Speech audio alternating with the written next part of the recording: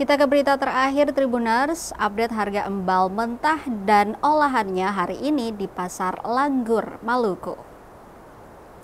Harga pangan lokal embal di Pasar Langgur, Kabupaten Maluku Tenggara atau Malra masih terpantau stabil.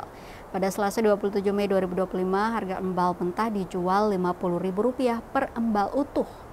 Sedangkan per potong embal mentah dijual Rp20.000 per potong. Untuk olah embal sendiri dijual variatif.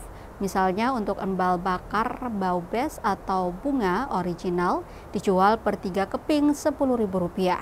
Kemudian embal kacang produksi Ohoy atau Desa Debut dihargai Rp15.000. Embal kacang produksi Ohoy Ibra Rp10.000. Embal keju 3 rasa Rp25 hingga Rp30.000 per mika.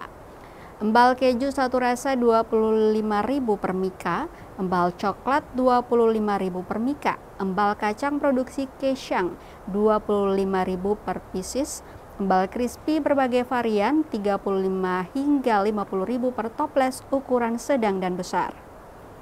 Stik keju Rp25.000 per bungkus, stik balado Rp25.000 per bungkus. Mercy Talubun, salah satu pedagang embal yang diwawancarai tribunambon.com, mengatakan harga embal masih seperti biasa, bahkan turun dari harga sebelumnya Rp70.000. Menurutnya, suasana pasar sementara lesu, kadang dalam sehari hanya laris beberapa embal mentah saja.